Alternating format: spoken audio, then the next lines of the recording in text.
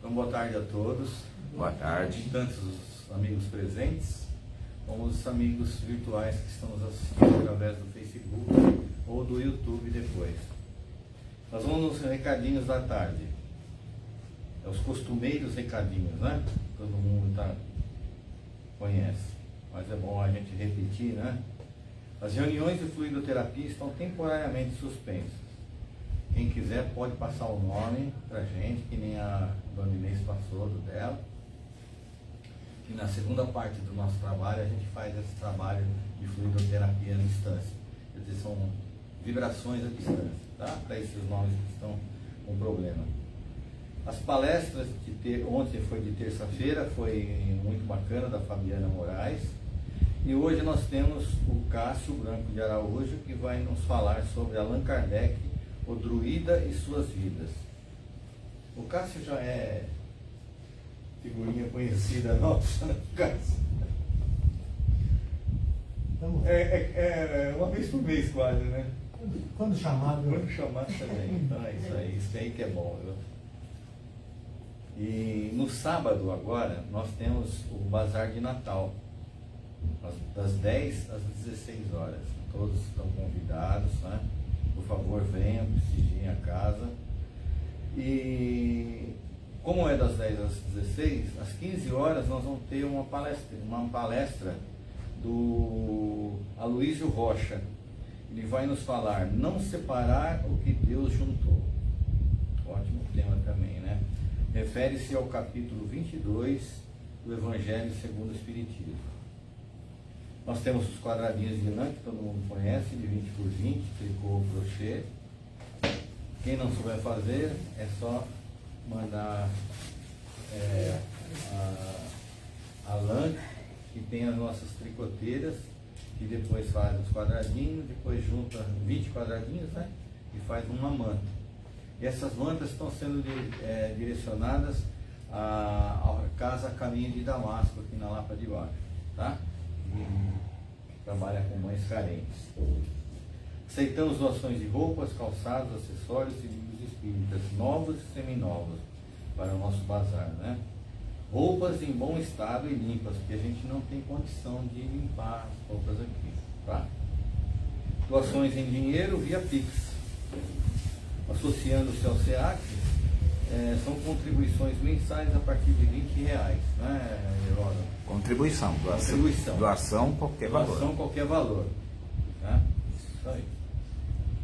Arrecadação, a gente está fazendo uma arrecadação para o Instituto Amor Rosa.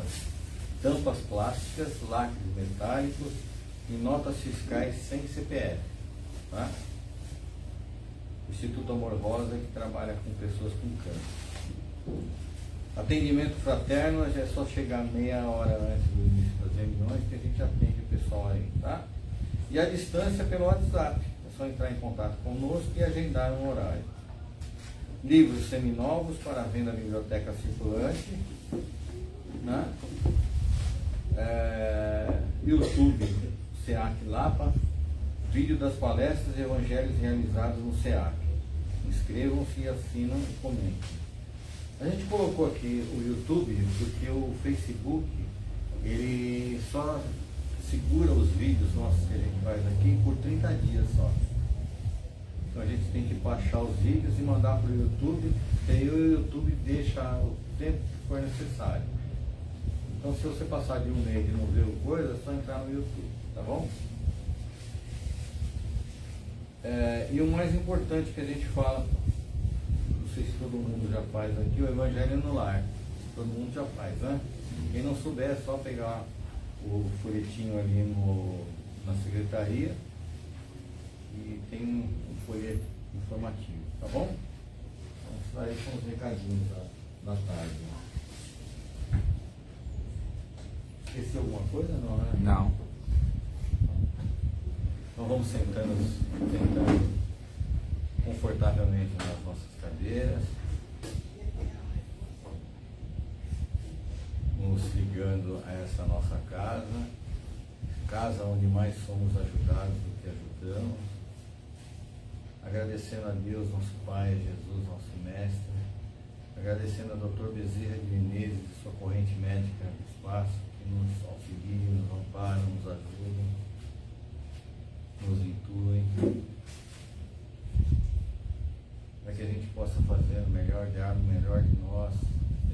trabalho. Que hoje é um dia especial, um dia de palestra. Que o palestrante de hoje, o seu Cássio, possa ser intuído pelo plano espiritual para fazer o melhor,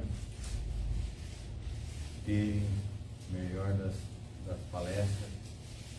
Hoje ele vai falar sobre Allan Kardec. Que a gente possa ouvir todos os ensinamentos que forem passados pelo Cássio e colocá-los em prática no nosso dia a dia, na medida do possível. E já agradecidos, a gente vai fazer aquela oração que Jesus nos ensinou. Convido a todos a fazer comigo. Pai nosso que estais no céu, santificado seja o vosso nome. Venha a nós o vosso reino e que seja feita a vossa vontade, assim na terra como no céu. O pão nosso de cada dia nos dai hoje, perdoai as nossas dívidas, assim como nós perdoamos aos nossos devedores. E não nos deixes cair em tentações, mas livra-nos, Senhor, de todos os males, que assim seja. Graças a Deus e graças a Jesus. Convido o nosso amigo Cássio. Depois, no final, você faz a prece final também. Encerramento. É muito, né? Aí é mais chegou caro. aqui. Querem que eu faça a fechadura. Mas me disseram que essa água aqui é minha. Muito pouca água aqui nessa passagem. A senhora está me olhando feio, eu só estou brincando. Não, não estou não. A senhora está brava. Gente, aqui eu tenho por hábito, todas as vezes que eu começo esse tipo de bate-papo, dizer paz a Deus. Hoje me pediram para falar sobre o tal de Kardec. Eu não sei se vocês já ouviram falar nesse cidadão. E esse é nada mais do que um apelido de um cidadão chamado Hippolyte Léon Denis Rivail, ou Rivail. As duas línguas que me ensinam. Quem é bom de francês que me ensina. Rivail ou Rivail? Acho que é Rivail. Rivail. Não importa. Mas, falando então nesse Hippolyte, nós vamos buscar, pelo menos a nossa doutrina nos mostrou, que existem algumas vidas passadas nesse Hippolyte. E nós vamos tentar falar um pouquinho sobre cada uma delas. Eu sei que é um tema vasto, vai demorar umas 4h20, mas eu tenho certeza que com esses ventiladores, o calor daqui, vocês vão ficar à vontade. Não precisa bocejar, já porque eu falei que é 4 horas, a gente já começou a querer dormir. Olha, fica...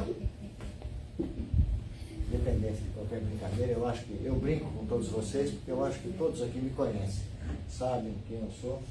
E eu estava dizendo agora há pouco ali fora, não sei também se vocês já ouviram falar do tal de Chico Xavier.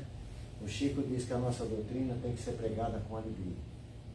Então, se eu chegasse aqui hoje, eu vou falar sobre esse Hippolyte Léon Denis Rivail. 5 minutos depois, não era só ela que estava bocejando, estava todo mundo.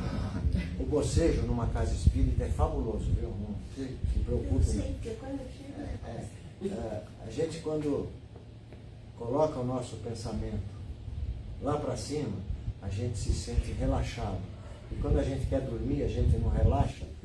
Ou seja, é a mesma coisa, não se preocupe não. Eu brinco, mas não se preocupe, porque eu sei que é perfeitamente normal. Há um tempo atrás eu fui dar uma palestra ali, perto da Paulista, e quando estavam fazendo a apresentação minha, não sei o que, alguém virou e falou assim: o senhor está com sono?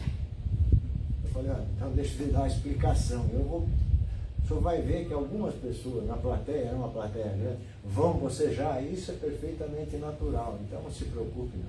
Mas eu não vim aqui para falar sobre bocejo, né?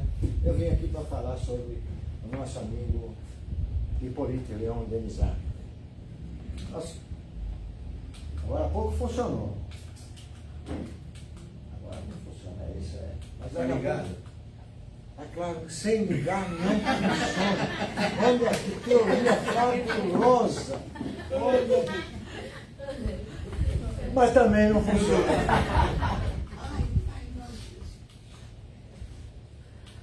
Tapida, essa pilha aqui você usou há 30 anos atrás? Não. É pilha, essa pilha está meia gasta, viu? Eu sou eu, é a pilha. Não foi eu que esqueço de ligar. Mas a gente sabe que nós conhecemos, como eu já disse, 4 vidas do Messias Hipólito, né? E ele que usou o pseudônimo de Allan Kardec, né? Em todos os sentidos, e ele foi escolhido para nos trazer essa filosofia que nós chamamos de Espiritismo ou doutrina espírita, se não quiser.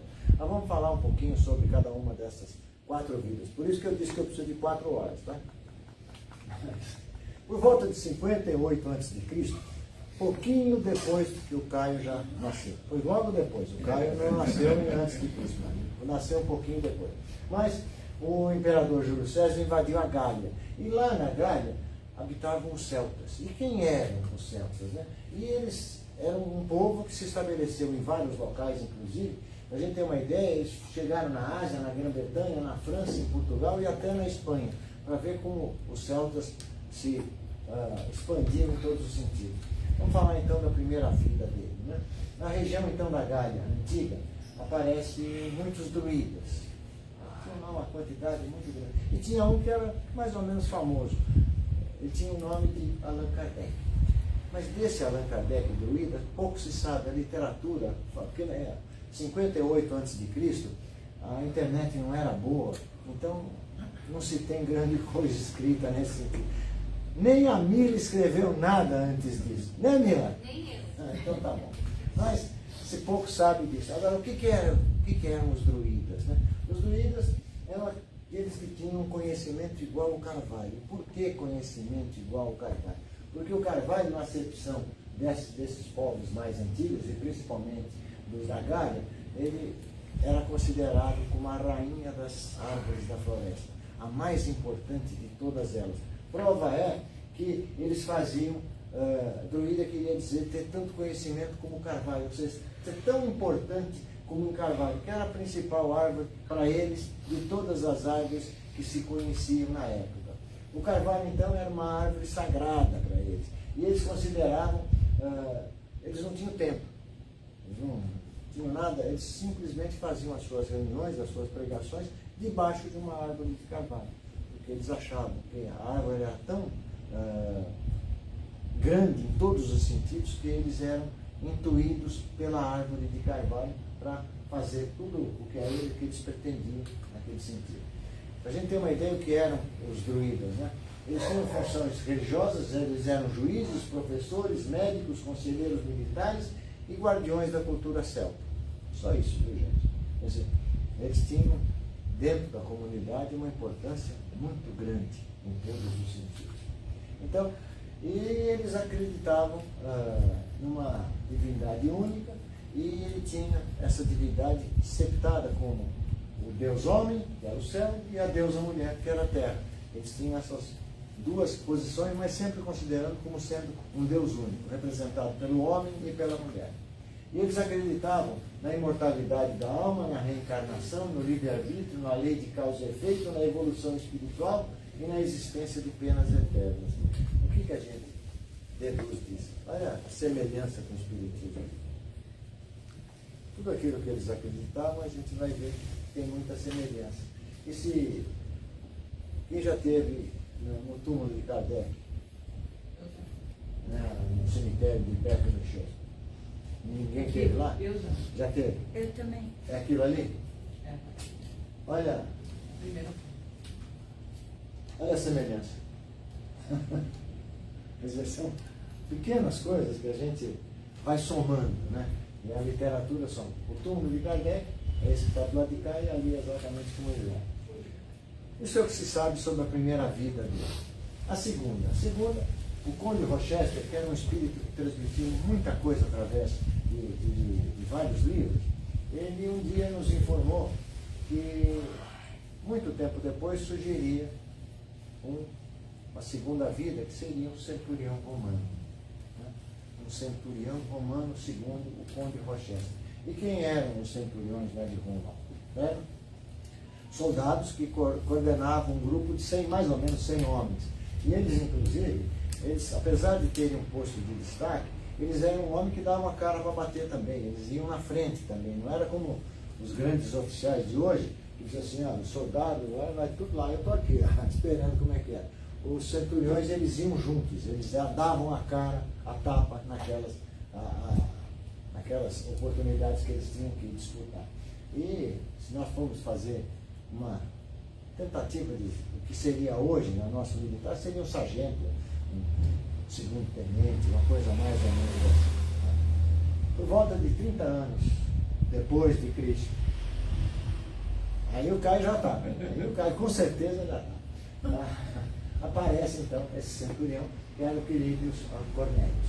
E ele foi transferido para Jerusalém, ele veio da Gália para Jerusalém, e ele tinha sob a sua guarda os subsolos daquela região onde eram encaminhados os presídios, os presidiários. E onde para lá foi também encaminhado Jesus. O Cornélios, então, ele tinha uma noiva que era judia, ele era romano, mas tinha uma noiva que era judia, e Abigail, por sinal, e ele era perdidamente apaixonado por ela, e ela seguia também tudo aquilo que Jesus pregava naquela oportunidade. E ele então, por força de circunstâncias, começou a ouvir tudo aquilo que Jesus estava pregando e começou a se interessar e achou que aquilo era muito importante para todo mundo, porque naquela época os romanos que dominavam Jerusalém queriam pegar o tal de Jesus a tapa, né? Porque, afinal de contas, ele entrou na cidade dizendo assim, eu sou o rei dos judeus. Inri, né? Jesus Nazarenos, rei Judas, né? Inri, que aparece na cruz, né? Que era uma brincadeira que os soldados romanos fizeram, ou seja, Jesus Nazareno, rei dos judeus. Por quê? Porque ele se dizia rei dos judeus. Só que o reinado dele era um reinado espiritual. E os romanos achavam que era o reinado dos homens da terra. Então, a confusão toda estava aí, né? E ele simplesmente pregou uma filosofia, esse tal de Jesus também, não sei se vocês já ouviram falar nele, né? Essa filosofia que Jesus trouxe, que era uma filosofia de amor ao próximo. E ele viu que tudo aquilo que Jesus pregava era tão interessante, ele começou a seguir também, junto com a Abigail, noiva dele, o Mestre Jesus, né? Então, ele acompanhou todas elas e ele viu os milagres que Jesus fez. Ele começou a ver tudo aquilo que Jesus fazia de curar as pessoas, e ele viu que aquilo não provocava nenhum problema, não era nenhuma ameaça ao povo romano. Ele, como romano, ele viu que aquilo não era nada, não ia prejudicar em nada o povo romano. Então ele já começou a perceber, porque aquilo, o povo romano estava apavorado com a história daquele homem que entrou praticamente com uma túnica em cima do corpo, sem nada, sem carregar absolutamente nada, e carregava consigo multidões. Então começou a ficar preocupante com o Estado romano. Aí os romanos, então, é o que eu disse aí atrás, né? Eles dominavam tudo aquilo e eles ficaram preocupados quando Jesus apareceu e disse que era rei dos judeus, né? Só que o reino de Jesus, eu já disse isso, né? Que eu me antecipo, que está aí, ele era um reino espiritual e não um reino da terra, um reino dispensável, né? Uma vez esse Cornélios tinha lá um amigo dele, que era um soldado dele, por sinal, que estava muito doente. Ele chega para Jesus e fala, olha Jesus, eu estou com um soldado, meu amigo, por sinal, que está muito mal, está muito doente. Jesus então disse para ele, olha, quando você chegar na sua casa, esse seu amigo vai estar curado. Esse seu soldado amigo teu vai estar curado. E que de fato aconteceu. Quando o Cornélio chega na casa dele, encontra o amigo dele que estava muito mal, perfeitamente bom, sem nenhuma sequela. Então, ele mais uma vez diz, puxa, além de eu ver os milagres dos outros, eu estou vendo dentro da minha casa um milagre, dentro do meu ambiente, um milagre feito por Jesus. Jesus então foi condenado pelo Sinédrio. O que era o Sinédrio? Era aquele 70 juízes que julgavam todos os processos do povo judeu. Porque os romanos tinham uma, entre aspas, vantagem. Eles, quando invadiam qualquer situação, qualquer cidade, qualquer povo, eles deixavam que o povo seguisse as suas tradições, a sua religião, as suas tradições. Porque eles diziam com isso que eles estavam absorvendo tudo aquilo dos demais povos. Claro, eles tinham as suas colocações, mas eles absorveram tudo aquilo que os judeus estavam trazendo viviam, né, a vivência deles, e inclusive permitiram que houvesse o Sinédrio. O Sinédrio, então, eram esses 70 juízes que não julgavam nada dos romanos, só as lides entre judeus. Eles, então, faziam todo o julgamento dessas lides, né? E um dia, quando trazem para ele Jesus, ele que conhecia Jesus, que já tinha visto alguns milagres de Jesus, inclusive aquele do soldado amigo dele, ele fala para ele: mestre, não posso conformar-me que, sendo tu tão bom e puro, pareças assim, pereças assim, de morte inflamante. Deixa-me salvar. Toma minha armadura, esse manto e essa chave, abre aquela portinha ali que ali vês, cobra um corredor, e ao final dele encontrará uma viela deserta. Dali irás à minha casa, onde moram pessoas delicadas que seguem teus ensinamentos e se facilitarão a fuga da cidade. E o centurião continua: deixe-me morrer em teu lugar. Porque a vida de um soldado obscuro não vale a de quem, como tu, providencial e benéfico aos enfermos e desgraçados. Essa foi como o centurião se manifesta, porque ele tinha visto tanto aquilo de Jesus e via que Jesus não provocava nenhum mal para ninguém. Jesus, é claro, recusa a proposta dele, né? Todo mundo sabe o que aconteceu com Jesus, em função disso. E mais num futuro distante, isso aqui diz Jesus: nas chamas de uma fogueira, você vai resgatar isso que está acontecendo hoje. Vou aceitar o teu sacrifício, diz Jesus, só que não agora. Você está querendo dar a sua vida em prol da minha. Eu vou aceitar a tua vida, mas num futuro distante, nas chamas de uma fogueira. Isso é o que Jesus disse. O tempo passa. Terceira vida. O mesmo Espírito aparece 1300 anos depois. Aí o Caio já era coroa. Já estava com bastante. Ele nasceu antes de Cristo, quer dizer, já. Não é o Caio com esse corpo, é o Caio o Espírito. Vocês não estão ficando preocupados. Ele também está ficando preocupado. Eu tenho só 96 anos. Não, eu estou falando ele como Espírito. Não precisa ficar preocupado. Mas, então, é como ele aparece 1300 anos depois como um sacerdote, um padre, exatamente, de um professor da Universidade de Pádua. O cidadão chamava Husinec. Aliás, era em Husinec, onde ele tinha essa universidade. Hoje pertence à República Tcheca. Então, não se sabe ao certo a data de nascimento dele. A literatura fala em 1369 ou 1373. E naquela época, como eu disse, os registros de nascimento não eram tão comuns como hoje, né? Então, nascia um cidadão chamado João Hus, que na língua deles era conhecido como João Ganso ou João Pato. Porque na língua deles, o ganso, que na língua boêmia, Hus significava ganso ou pato. Então ele era conhecido como João Ganso e João Pato, esse era o nome que tinha esse professor. E quem foi João Hus? Foi um sacerdote que em 1410 foi excomungado pela Igreja Católica e morreu na fogueira em 6 de julho de 1415. Morreu na fogueira em 1415. Antes de ser queimado, o Hus disse as seguintes palavras ao carrasco: hoje vocês estão queimando um ganso. Claro, se vocês quiserem. Mas dentro de um século, encontrar-se-ão com um cisne. Ou seja, um ganso é um bicho feio, né? Então, o cisne a beleza, né? Em todos os sentidos, né? A beleza emplumada, né? E esse cisne de luz voará tão alto que vossas labaredas não o alcançarão. Isso na hora que ele estava sendo queimado. Esse reformador, esse João Hus, a gente tem uma ideia quem foi João Hus, ele foi excomungado da igreja porque ele não concordava não com a doutrina de Deus, a religião, se é que se pode chamar de religião, mas aquilo que Deus pregou, e sim o que as religiões pregavam. E a gente sabe que todas as religiões puxam a brasa para a sua sardinha. Nós vamos ver todas elas, não tenho nada contra nenhuma delas, todas elas, até a doutrina espírita, puxa a brasa para a sua sardinha sempre. Todas as religiões, porque são religiões dos homens. Então tem falha, gente. O ser humano falha. E a religião de Deus, é claro, que não tem falha. Então ele dizia que ele era contra todas as teses antidogmáticas, ele não achava que o Papa, poxa vida, por que tem que ter um Papa que manda em todo mundo, que é o super de tudo? Por quê? Por que um homem, um ser vivo, como ele, como cada um de nós, pode ser tudo aquilo que é o Papa? Então ele era contra esse poder do Papa, não contra o Papa, ele era contra o poder do Papa. E o clero era pobre, né? Pobre até hoje, né?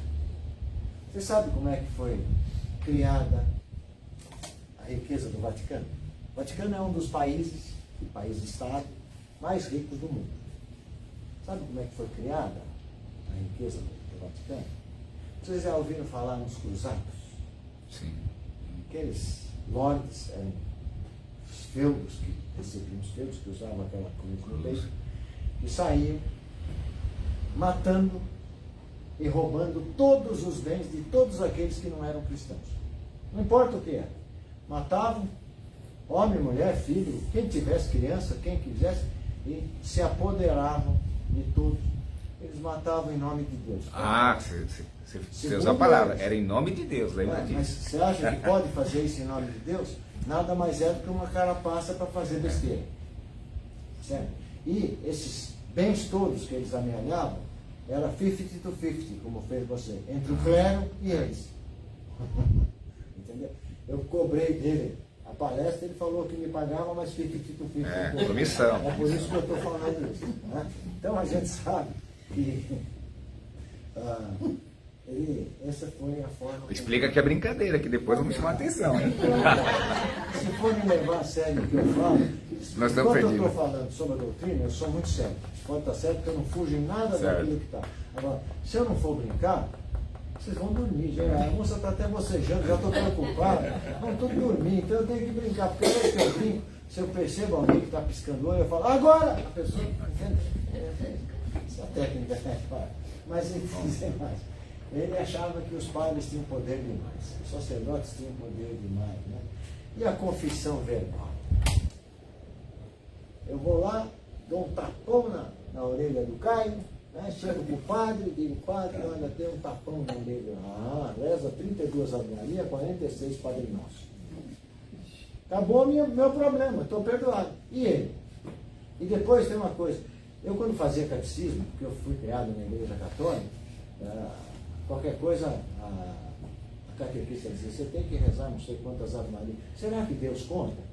Será que quando a gente vai confessar, o padre diz, reza 32 Ave Maria, daqui a pouco Deus vai dizer, você só rezou 31, aí não pode. Será que ele conta? Então, gente, ele tinha razão de ser contra a confissão verbal, segundo ele. Certo? Porque a quem é a pessoa confessa? O padre, que é uma pessoa igual a mim, que tem os mesmos problemas, que tem a mesma vida, que tem todos os problemas que tem, o mesmo problema. Então, durante toda a sua vida, ele foi contra essas imposições da igreja, que eu já disse aí, né? E ele defendia tudo aquilo que Jesus pregou. E Jesus pregava exatamente o que veio de Deus. Não tinha ele. Quem era a religião de Jesus? Ele era judeu? Será que ele seguia tudo aquilo? Não. Ele pregava exatamente o amor ao próximo. Ele pregava tudo isso. Então, ele não tinha uma religião dele. Todo mundo fala que Jesus, ele era judeu. Ele era judeu. Só que ele nasceu numa cidade que era pertencente à Palestina quando ele nasceu.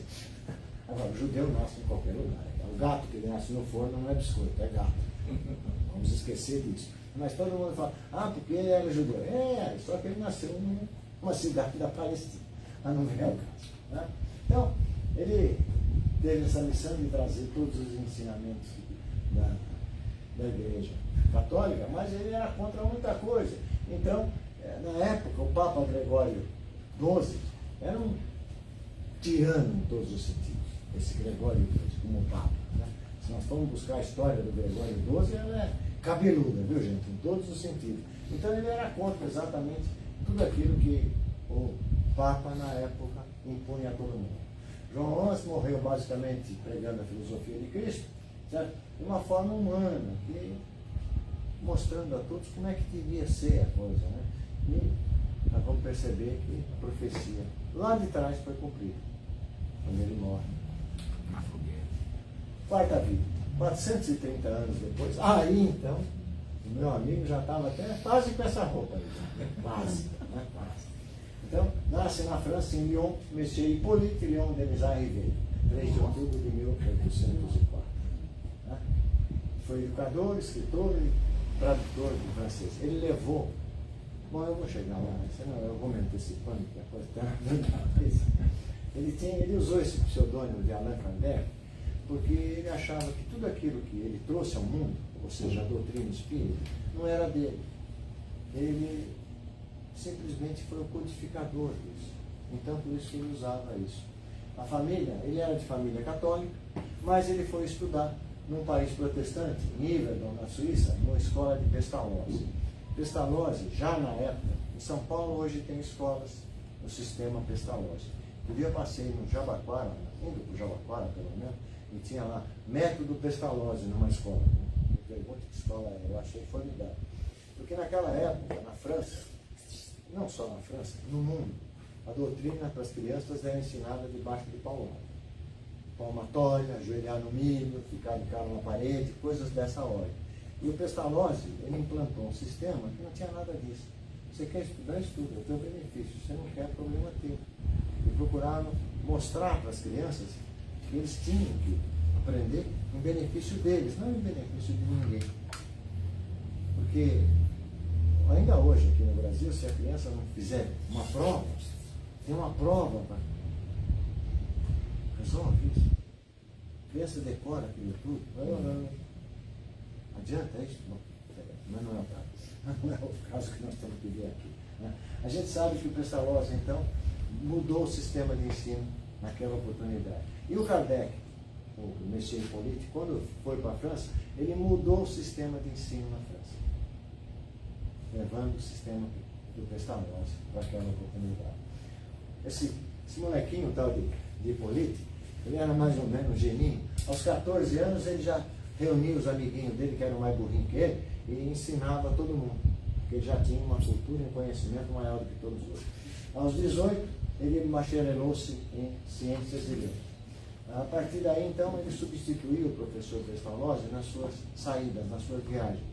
E naquela época, gente, o Pestalozzi viajava pelo continente europeu e era de carrocinha, ou então de cavalo, gente. Então, o avião naquela época não estava funcionando muito bem, então demorava meses. E ele, então,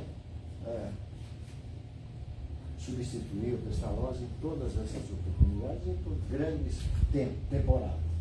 Bastidão está aí, né, que eu digo, né? Demorava muito. Esse tal de Hippolyte, ele era meio cabeçudo, viu? Ele só falava alemão, inglês, holandês, italiano, espanhol e, é claro, o francês, que era a língua dele. Pouco, né? Falava pouco, era meio burrinho, né? Ele dominava tudo isso para a gente ter uma ideia. Mas aí o problema, no dia 6 de fevereiro de 1832, ele casa. Casou-se com a senhora Amélie Gabrielle Dubois, uma santa que viveu ao lado dele maravilhosamente bem, o incentivou em todo o seu trabalho. Eu brinquei exatamente como eu falei, que aí aconteceu a grande coisa na vida dele, porque ela foi uma das incentivadoras da vida dele. Eu não vou falar quem é casado, quem não é, porque eu sou mal casado, né? Bem casado. Mal casado, eu Não, sou? Bem casado. A Mira conhece a minha mulher, por isso que o Caio também. Eu sou casado só há 61 anos. E o pior de tudo é que é com a mesma mulher. Que bom. Que bom. Eu apanho todo dia. Mas, independente de qualquer coisa, a senhora Amélie foi uma das coisas boas que entraram na vida. Ele casou com a dona Amélie, já com alguma idade. A gente tem uma ideia, como eu disse lá atrás, ele era meio burrinho, né? Ele adicionava química, matemática, astronomia, física, psicologia, retórica, anatomia comparada e francês. Só. Ele só dava aula disso, né? Porque ele conhecia pouco, né? E ele tinha um amigo, né? O tal de Monsieur Fortier, que em 1854, ele já tinha 50 anos, o Monsieur Hippolyte, ele fala pela primeira vez para ele na história das mesas girantes. O que eram as mesas girantes? As moças devem lembrar, né, da brincadeira do copinho, né? É isso. Né? Só que naquela época era feito como brincadeira nos saraus. Os saraus eram reuniões da alta sociedade parisiense em que se reuniam, as pessoas cantavam, dançavam, falavam poesias e tal. E aí começou a virar uma coqueluche, as chamadas de mesas girantes, ou table tournant em francês. E aquilo virou uma coqueluche. Né? Essas mesas batiam, o pé da mesa batia, as mesas se deslocavam de um lugar para outro, coisas dessa ordem. É bom que se diga, hoje a doutrina espírita ela é muito tranquila, em todos os sentidos. Mas, nos seus primórdios, e até antes disso, quando da implantação, a gente tinha fenômenos que hoje a gente não vê mais, de uma série de fenômenos, né? De transmutar um objeto de um lugar para outro, de materialização. Hoje, eu acho que nenhum de vocês já viu uma materialização. Eu nunca vi, certo? Mas são coisas que na época eram mais ou menos, no começo do Espiritismo, eram mais ou menos comum, porque ele tinha que chocar todo mundo para mostrar que era alguma coisa séria. Então, essas mesas girantes, e o Messier Hippolyte, um professor, um homem da ciência, ele era muito cético, né, em relação a tudo isso, ele era muito cético, né, e ele começou a dizer que tudo ele não acreditava em nada daquilo que falavam para ele. O Fortier falava para ele, acontece isso, assim, assim, isso é bobagem, vocês que arrastam a mesa, ele não acreditava em nada. Até que pela primeira vez na casa da Madame Plena Mazion, que foi onde se faziam alguns dos saraus daquela oportunidade, ele assiste pela primeira vez as mesas responderem perguntas. Era aquela história. Quantos filhos eu tenho? A mesa batia 2 vezes. Eu só tinha 2 filhos. E respondia perguntas com coerência. O Messier Hippolyte coçou a cabeça e disse, tem alguma coisa por trás, estranha por trás desse fenômeno, né? Tem que ter uma inteligência, porque mesa pensa? Não. Então tem que ter alguém pensante atrás dessa mesa. Foi aí então, com 50 anos de idade, que ele começou a se alertar sobre isso e começou a se interessar. E começou a estudar muito sobre isso. Até que numa dessas sessões que ele foi, onde se faziam as brincadeiras nas mesas girantes, encontra um espírito, chega a alguém, um médium, que na época não eram chamados de médium, né? Eram hipnóticos, né? Se chamavam que eles eram produtos de hipnose. Mas um médium então recebe um espírito que se intitulou Espírito Familiar e falou para ele, eu te conheço, o Messier Hippolyte, eu te conheço lá desde o tempo da Gália, quando você era um druida, te chamava Allan Kardec. A partir daí então, ele passa a usar o nome de Allan Kardec, porque ele dizia que não era ele que escreveu tudo aquilo, foi o plano maior que trouxe para ele tudo aquilo, então ele não tinha por que usar o nome dele. E ele tinha um conceito, então ele não achava justo usar o nome dele exatamente para dizer que foi ele que escreveu o Pentateuco Espírita. Quando na realidade foi o plano maior. Né? Os 5 livros do Pentateuco Espírita são a base da nossa doutrina e são inclusive a base de tudo aquilo que Kardec tentou codificar. Esse homem que no começo desconfiava de tudo, né? Ele foi escolhido pelo plano espiritual maior para essa missão. Foi uma missão que ele recebeu. Por quê? Porque ele tinha uma nobreza de sentimentos, ele tinha um caráter altamente evoluído e ele era um homem de uma inteligência ímpar. Por isso ele foi escolhido. Tá? Eu não sei, por que o plano espiritual não escolheu um padre e escolheu um homem da ciência? Porque eles não queriam que isso aqui, chamado espiritismo, fosse denominado em princípio uma religião. E fosse sim uma doutrina com princípios religiosos. Né? Então essa é a razão do porquê. Porque seria fácil para o plano espiritual escolher um padre, né? Então viria uma religião, padre, um pastor, seja lá o que a gente quiser. Né? Então ele publica em 18 de abril a publicação do primeiro dos livros, que é o Livro dos Espíritos. Em 1857 veio à luz o Livro dos Espíritos, que é o marco inicial da nossa doutrina. Quando é que começou a doutrina? Exatamente no dia 18 de abril de 1857. Depois disso, então, seguindo a sua missão, ele publica mais 4 livros, formam o Pentateuco Espírita, né? O livro dos médiuns, o Evangelho segundo o Espiritismo, o Céu e o Inferno e as Gênesis. São os 4 livros que ele publica depois do Livro dos Espíritos. Então, Monsieur Hippolyte Léon Denis Ribeiro desencarnou em Paris em 31 de março de 1869, deixando um legado para nós que é super importante, né? Então, ele deixou não só a codificação da doutrina espírita, que segundo ele, quem trouxe para ele? Então, se nós formos buscar no Livro dos Espíritos, nos princípios básicos, tem lá a relação de que quem trouxe para ele essa obra. Então ele fala, foi São João Evangelista, Santo Agostinho, São Vicente de Paulo, São Luís, o Espírito da Verdade, Sócrates, Platão, Fenelon, Franklin e Swedenborg. Existe uma corrente muito grande dentro da doutrina do Espírito, é muito forte, que o Espírito da Verdade nada mais é do que Jesus Cristo, que também ajudou para que tudo isso fosse feito. E ele teria, então, usado o pseudônimo de Allan Kardec para trazer todas essas obras, porque ele achava que as obras não eram interessantes. Eu acho que já falei por quase 40 minutos, 45. Podemos dizer, para finalizar o nosso bate-papo de hoje, obrigado, professor Hippolyte Léon Denis Ribeiro, obrigado, Allan Kardec. Basicamente era isso que eu tinha para contar para vocês. Vocês conheciam a história do Kardec?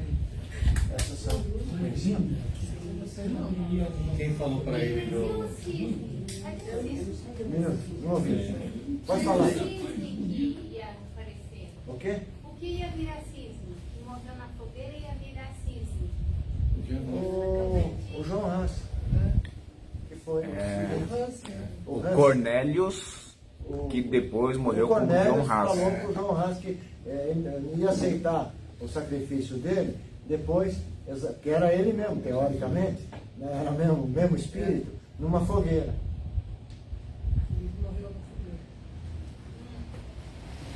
Tem o espírito que disse para ele que ele conhecia ele como druida, né? Espírito da verdade. Dizem que Não, foi. Não, que conheceu ele na época do druidas, né? Foi um tal de Zéfiro. Foi um espírito chamado Zéfiro, que veio nas mesas girantes falando que conhecia ele, para ele usar esse pseudônimo. A informação que eu tenho pelo menos, que consta da doutrina, é que foi o Espírito da Verdade que disse para ele que, não, um Espírito se intitulou Espírito da Verdade, não é isso? Qual é o nome que o Espírito se intitulou? Peraí, é só voltar, a gente chega lá.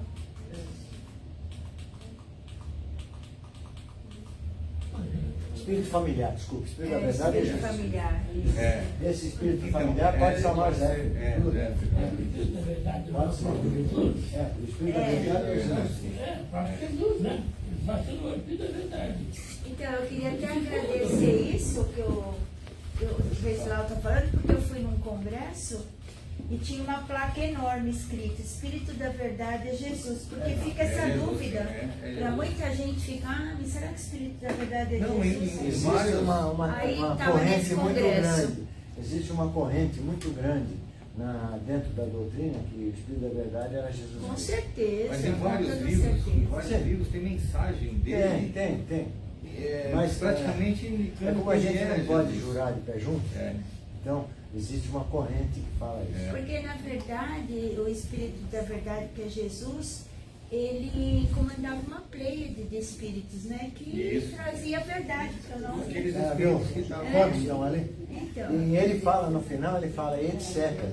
exatamente. Aqueles são os que aparecem no livro dos Espíritos. É. E etc. a gente põe uma série de outros nomes. Muito bom, Eu Cássio. continuo fazendo Parabéns, perguntas. viu? Alguém tem perguntas para fazer? Essa é uma lição muito boa que você trouxe. Obrigado. Porque, infelizmente, nós, né, somos difíceis de ler e entender essa parte. O entendimento da doutrina é muito difícil, eu acho. Mas não tenha dúvida. Porque parábolas, aquela coisa toda, e deixa dúvida. Jesus trouxe 56 parábolas. A gente vai se somar nos 4 evangelistas, Se nós formos somar, dá 80 e poucas, mas é porque tem muitas que são repetidas. Fala mais de um evangelista. E tem um, inclusive, que não trouxe nenhuma parábola. E o que eram as parábolas? Eram historinhas que Jesus trazia para tentar mostrar para aquele povo que era rude naquela condição, que eles tinham que entender. Porque não adiantava ele dizer filosoficamente, porque Jesus trouxe uma filosofia. Então, não adiantava nada ele trazer um troço chamado filosoficamente, é assim, assado. Ele dizia, não, olha, o homem pegou o filho e pediu para... Quer dizer, as parábolas são todas assim. E vocês notaram uma coisa nas parábolas? Vocês devem conhecer alguns. Filho pródigo, mulher adúltera, lembrem outros. Não jogue pérolas aos porcos. Todas elas, o semeador. Tem algum nome? Por que não era o João semeador, o Pedrinho, filho pródigo, a Maria adúltera? Por quê? Sabe por quê? Porque nas parábolas de Jesus não tinha que identificar ninguém, era para todos. Para não identificar que era fulano, que era Beltrano. Então, nenhuma parábola, 56 parábolas, 56, 58, não tem nenhuma delas que tem um nome. Era o pai que falou para o filho, era o homem a mulher que era adúltera, o semeador, que era o cara que semeava, mas não tem nenhum tipo, nesse sentido, de nome. Nós temos algum relato de que Kardec está reencarnado? Eu não conheço. Não. Eu não conheço. Pode ser até que tenha, eu não conheço. Não adianta eu dizer para a senhora. Porque eu conheci um palestrante que era formidável. Ele falava qualquer coisa e dizia, não, olha, existe. Eu contava uma história. E não é comprovado. Pelo menos, eu desconheço. Nunca li nada. Eu leio bastante a respeito. Eu já vi uma pesquisada também e não achei Não, nada. não tem. Não se conhece. Eu, pelo menos, não conheço e nunca vi nada na doutrina. Pode até ser, eu não vou dizer que não, porque a gente tem que tomar um pouco de cuidado quando fala alguma coisa. Eu aprendi que quando a gente fala em público, e eu escrevo em público, é muito perigoso. Sim. Porque você está assumindo. Por isso que eu conheci um palestrante que era assim, isso aqui está no capítulo 18 de Marcos. Ele falava, sempre falava, um evangelista que citava versículo, não sei o que, um dia, agora, em versículo 18 de Marcos, cheguei em casa e fui ver, né? Não tinha nada daquilo, quer dizer, falar é fácil, né? Depois, não, eu não falei bem nisso, você não entendeu, eu falei 38, não falei 18, quer dizer, chutar é fácil. Mas como eu não gosto... Pode ser que esteja reencarnado em outro planeta também, né? Sim, isso com certeza, né? Pode ser tudo, pode ser tudo. Isso com difícil a gente certeza. dizer exatamente. Eu, pelo menos, tudo que eu li até hoje não tem nada que diga. Eu ouvi uma palestra do Haroldo Dutra, que ele diz que nesse período de transição planetária vão começar a encarnar todos esses espíritos evoluídos. São João Evangelista. Eu vou tentar. Possivelmente Kardec. Eu vou tentar contar uma historinha para a senhora. A senhora já está percebendo que está morrendo gente? São os famosos desencarnes coletivos. Sim. Um tufão agora, não sei aonde, enchente agora, não sei aonde, morreram não sei quantas pessoas, avião que cai, e isso e aquilo, uma série de coisas. Sabe o que é isso? É a transformação. Por quê? São pessoas que ainda devem de vidas passadas. Aí a senhora vai dizer, lá no Haiti morreu a irmã do Armes, que era uma mulher que trabalhava, do arcebispo, né? Zilda Armes. Ela era uma mulher boa que fazia tudo, não sei o quê. E o que ela foi nas vidas passadas? Ela estava naquele grupo que tinha que acontecer aquilo, porque era um grupo que estava mais ou menos com o mesmo padrão naquela oportunidade. Então a gente vai ver que esses desencarnes coletivos todos são uma evolução, uma aceleração dessa limpeza. Porque ainda, no nosso planeta de expiação e provas, que ainda não conseguimos mudar para a regeneração, essa transição já está ocorrendo, ela está sendo acelerada pelo plano espiritual, quando ele mata meio mundo, desculpa a expressão, mas é mais ou menos isso, ele mata meio mundo numa panelada só. Os terremotos, os aviões que caem, os problemas todos de grandes catástrofes que estão acontecendo em grande quantidade ultimamente. Então isso nada mais é do que uma limpeza. E as crianças que nascem com São tendência para o índico-cristal. bem, né? Ou são índico-cristal. São já crianças que tendem para o bem. Essas crianças começaram a nascer em 1975, mas com uma pequena quantidade, e depois disso, ultimamente, com uma quantidade maior. Eu faço uma palestra que fala sobre as crianças índigo e cristal. Maravilhoso. As índigo são as primeiras que vieram, que eram agressivas, e as cristal já são os frutos dos índicos que nasceram, filhos dos índicos, que já nasceram com uma auréola muito maior, que são esses, provavelmente estão vindo de espíritos de planetas mais evoluídos do que o nosso, para trazer essa evolução e essa transformação. Eu, quando falava nessa palestra uma vez, uma casa muito grande, por sinal, na Zona Leste, pra ter uma ideia, tinha 800 pessoas. E eu falava isso, e quando eu terminei, lá não dá para ficar, porque a gente não tem o número de pessoas que dá para ficar. Então eu fico num canto e o pessoal vem, faz uma fila e faz perguntas. Chegou um cidadão com uma criança no colo e falou assim: se eu tivesse assistido a sua palestra antes, eu não teria gasto a fortuna que eu gastei com fonoaudióloga para o meu filho. Porque ela só começou a falar com 3 anos de idade. Sabe por quê, Deus? A criança hoje, quem é mãe sabe, começa a falar com 1 ano e meio, mais ou menos. Regra geral, tá? Mais ou menos 1 ano e meio. Os cristal começam a falar com 3 anos. Claro, não é 3 anos especificamente, em média, 3 anos. Por quê? Porque eles não sabem que o pai dele não sabe falar com ele telepaticamente. E eles custam a entender que eles têm que falar pela verbalização. Eles são de um planeta mais evoluído. Exatamente. Então é isso. Entende? É por isso. Mas eu vim aqui, já está quase na hora de eu encerrar, e me pediram que eu fizesse a fechadura. Ele fez a abertura, quer que eu faça a fechadura. Agora, a senhora apagou a luz porque a senhora acha que o pessoal tem que dormir enquanto eu falo. Não, é para concentrar mais. Não concentra nada, não importa a luz acesa, a luz apagada. A gente gosta. Eu sei, eu acho perfeitamente normal, é comum isso. Mas eu tenho um pouco de medo, porque às vezes o pessoal dorme.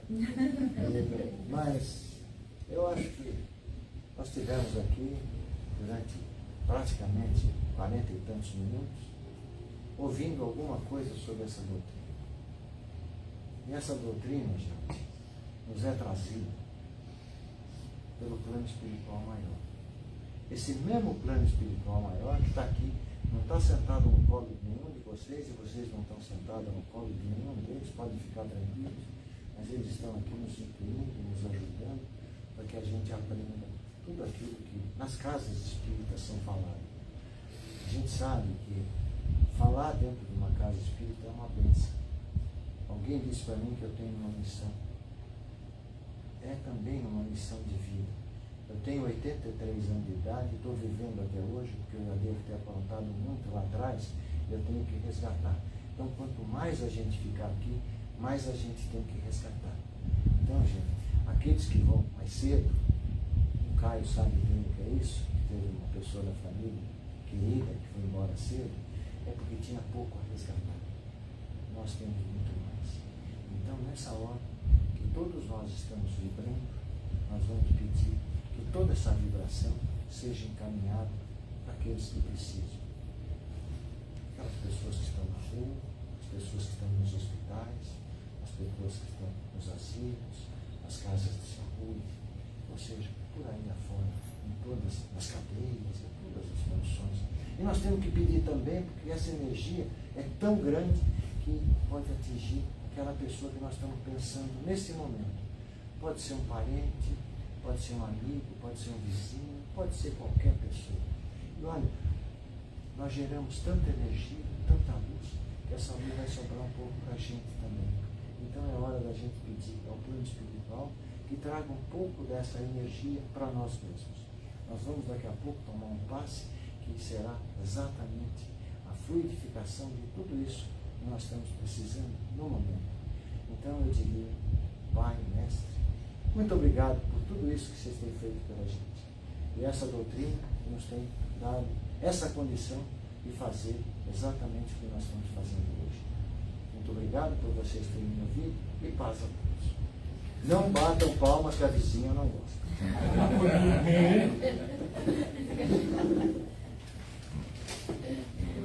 Pode ser de aluno, ninguém dormiu, tá vendo?